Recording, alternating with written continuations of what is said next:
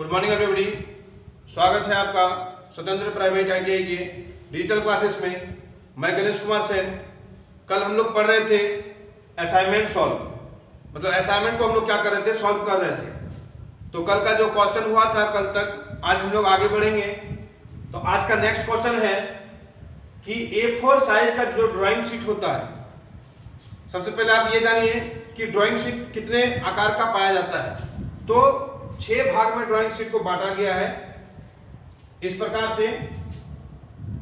इसका नाम दिया गया है, A0 से स्टार्ट होता है, A1, A2, A3, A4 और A5। तो 1 2 3 4 5 6 भागों में इसको क्या करते हैं, हम लोग बांटते हैं। तो सबसे पहले का क्या होता है, 841 गुना 1149, ये क्या होता है 1189, सॉरी, ये पहले का साइज होता है A0 का। फिर नेक्स्ट होता है 594 गुना 841, मतलब ये जो स्टार्टिंग पॉइंट है वो लास्ट पॉइंट पे जाते रहेगा।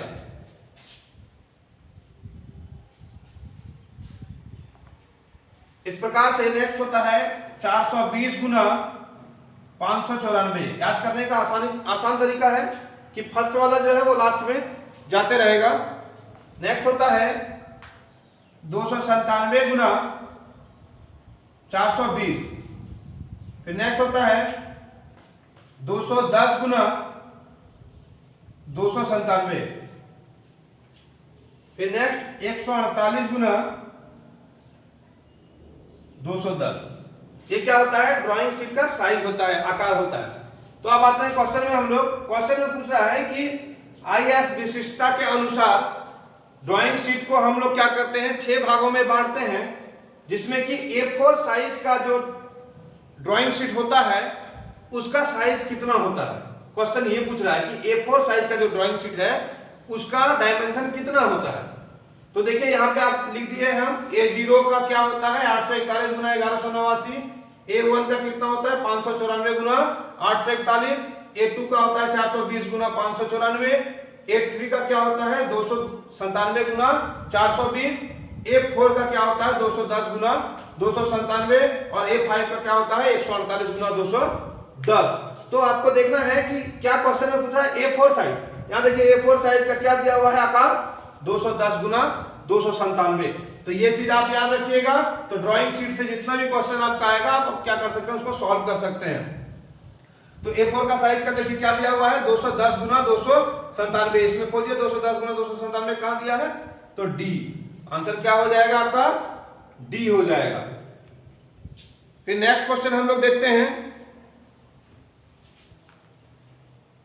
नेक्स्ट क्वेश्चन में दिया हुआ है कि इंजीनियरिंग ड्राइंग में A2 विशिष्टता के कटे पेपर की साइज में माने जाते हैं। देखिए नेक्स्ट क्वेश्चन क्या दिया हुआ है, बस सेम क्वेश्चन है, बस A2 कर दिया है।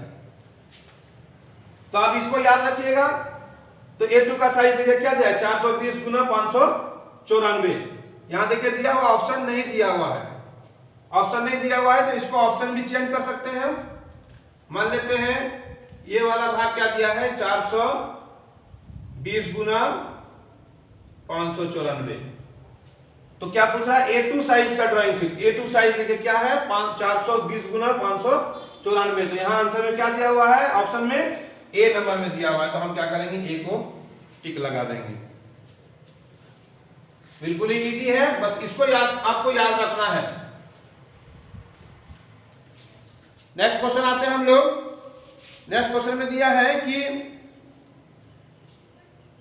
प्रोटेक्टर चांदा जो होता है, आप लोग समझते हैं प्रोटेक्टर किसको बोलते हैं, चांद आकार का जो होता है, जो इस प्रकार से होता है, आप लोग देखे होंगे, प्लास्टिक का बना हुआ होता है। इसमें बहुत तरह का ग्रेजुएशन किया हुआ रहता है, साइज इसमें निर्धारित किया हुआ रहता है। इससे क्या करते हैं हम लोग, डिग्री मापते हैं। तो क्वेश्चन में दिया है कि प्रोटेक्टर एक उपकरण है, इसे किसके लिए प्रयोग किया जाता है। क्या बोल रहा है क्वेश्चन में कि प्रोटेक्टर एक उपकरण है इसे किसके लिए प्रयोग किया जाता है? तो किसके लिए? ऑप्शन दिया हुआ है यहां पे आपका, देखिए 4 ऑप्शन आपको मिलेगा। पहला दिया हुआ है ए नंबर, कोनों को मापने के लिए, मतलब एंगल को मापने के लिए। पहला दिया है कोनों को मापने के लिए। दूसरा बी है सीधी रेखा मापने के लिए।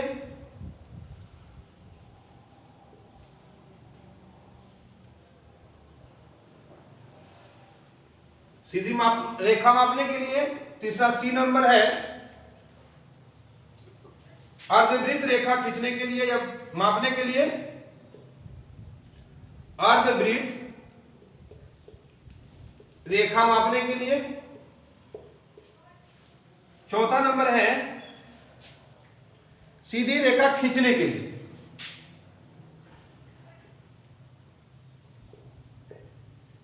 सीधी रेखा खींचने के लिए। तो प्रोटेक्टर जो चांदा होता है, चांदा का प्रयोग हम लोग किस चीज के लिए करते हैं? उसमें क्या ग्रेजुएशन क्या हुआ रहता है? उसमें डिग्री ग्रेजुएशन क्या हुआ रहता है? एंगल ग्रेजुएशन क्या हुआ रहता है? तो हम क्या कर सकते हैं, जब एंगल ग्रेजुएशन क्या हुआ रहेगा तो हम एंगल ही उससे माप सकते हैं कि दूसरा चीज कर सकते हैं। सीधी रेखा मापने के लिए क्या कर सकते हैं? सीधी रेखा मापने के लिए हम प्रोटेक्टर का प्रयोग कभी नहीं कर सकते हैं। अर्धवृत्त रेखा मापने के लिए ये भी नहीं कर सकते हैं। सीधी रेखा खींचने के लिए ये भी नहीं कर सकते हैं। तो क्या कर सकते हैं? कोनों को मापने के लिए, मतलब एंगल को मापने के लिए क्या करते हैं? हम प्रोटेक्टर का प्रयोग करते हैं, चांदे का प्रयोग करते हैं। तो इसका आंसर क्या होगा? एंगल को मापने के लिए। नेक्स्ट क्वेश्चन है आपका,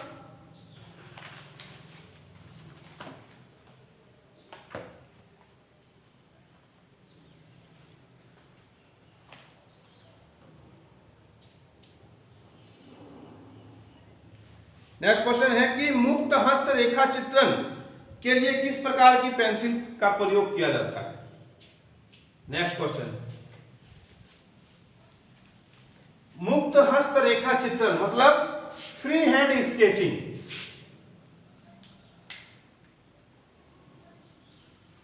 फ्री हैंड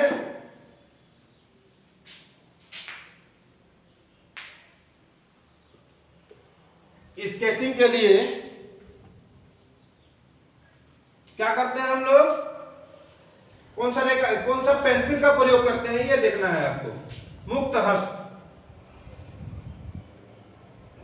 मुक्त हस्त रेखा चित्रण। देखिए इसमें ऑप्शन दिया हुआ है आपका, ऑप्शन दिया है ए नंबर,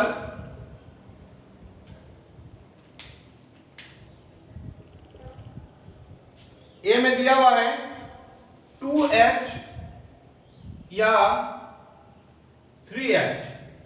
बी में दिया हुआ है HB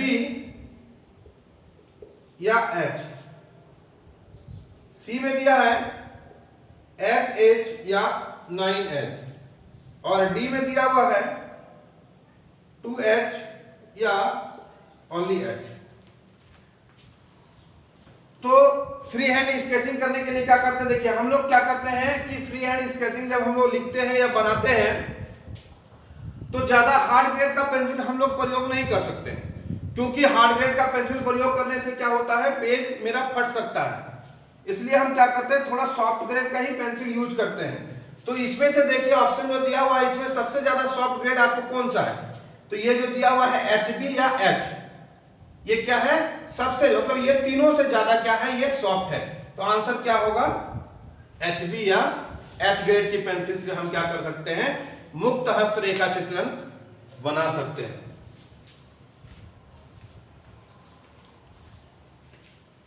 नेक्स्ट क्वेश्चन देखते हैं।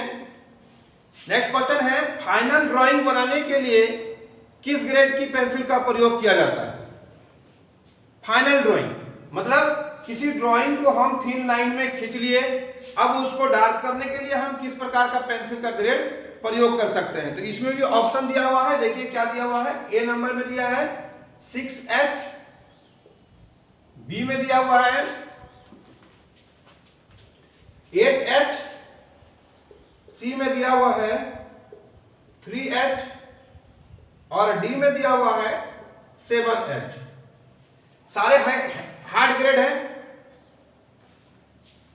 सारे हार्ड ग्रेड है, लेकिन क्या करते हैं हम लोग ड्राइंग में डार्क करने के लिए थोड़ा सॉफ्ट ग्रेड का पेंसिल प्रयोग करते हैं। तो आपको ऑप्शन देखना है, ना कि आप ड्राइंग के सिद्धांत पे चले जाइए, ठीक है। आपको ऑप्शन देखना है कि इस ऑप्शन में सबसे सॉफ्ट ग्रेड कौन सा है। तो 7H हार्ड हो जाता है, 8H भी हार्ड हो जाता है, 6H भी हार्ड हो जाता है, लेकिन ये तीनों में से सबसे ज्यादा मुलायम कौन सा है, तो 3H है। तो आंसर क्या होगा आपका 3H के द्वारा हम क्या करते हैं, फाइनल ड्राइंग बना सकते हैं। नेक्स्ट क्वेश्चन आपका क्या है कि नर्म कागज पर ड्राइंग बनाने के लिए किस प्रकार की पेंसिल का प्रयोग किया जाता है। नर्म कागज पर मतलब मुलायम कागज पर क्या करते हैं हम लोग, ड्राइंग अगर बनाएंगे तो किस प्रकार के ग्रेड का पेंसिल का प्रयोग हम लोग करेंगे। इसका ऑप्शन देखिए दिया हुआ है, ए नंबर में है H ग्रेड, बी में है बी ग्रेड, सी में है 3H और डी में है HB ग्रेड। तो अब इसमें देखना है आपको, अभी हम लोग क्या क्वेश्चन पढ़ रहे थे कि मुलायम कागज में, नर्म कागज में कौन सा पेंसिल का ग्रेड प्रयोग करना है। जब कागज ही आपका नर्म है तो पेंसिल भी आपको नर्म ग्रेड का ही लेना पड़ेगा। अगर आप हार्ड ग्रेड का लीजिएगा तो आपका पेज क्या होगा, फट जाएगा। तो अब इसको ऑप्शन में देखना है कि इस ऑप्शन में सबसे ज्यादा नर्म ग्रेड का पेंसिल कौन सा है। तो जितना भी H आता है वो क्या होता है, हार्ड ग्रेड होता है, और HB जो होता है वो मीडियम क्वालिटी का होता है। यहाँ पे देखिए आपको दिया हुआ है, बी ऑप्शन में दिया हुआ है क्या, बी ग्रेड। तो ये क्या हो जाएगा, बिल्कुल ही इस ऑप्शन के लिए बिल्कुल ही नर्म ग्रेड का पेंसिल हो जाएगा। तो हम क्या करेंगे, इस पे बी पे टिक मार देंगे, बी ग्रेड का पेंसिल हम लोग यूज करेंगे नर्म कागज के लिए। नेक्स्ट क्वेश्चन दिया हुआ है कि टी स्क्वायर का कौन सा आकार T3 द्वारा निर्देशित किया जाता है। नेक्स्ट क्वेश्चन देखिए क्या है कि टी स्क्वायर का कौन सा आकार, कल हम आप लोग को बताए थे कि टी स्क्वायर का जो आकार होता है वो किस प्रकार से होता है, T0 का 1500, T1 का 1000, T2 का 700 और T3 का 500। ये साइज होता है टी स्क्वायर का। तो क्वेश्चन में पूछ रहा है कि T3, ये देखिए T3 यहां पर, T3 का साइज क्या होगा। ऑप्शन दिया हुआ है आपका, इसी प्रकार से ऑप्शन दिया हुआ है 1500, बी नंबर दिया हुआ है 700, सी नंबर दिया है 500 और डी नंबर दिया है आपका 1000। तो आपको इसको याद रखना है, इसके लिए क्या करना होगा, T3 का क्या साइज होगा 500। तो हम क्या करेंगे, आंसर क्या लगाएंगे 500। समझ में आया। तो ड्राइंग इंस्ट्रूमेंट के लिए इतना ही ऑब्जेक्टिव क्वेश्चन है और आप इसको याद कर सकते हैं आसानी से। आज के लिए इतना ही, धन्यवाद।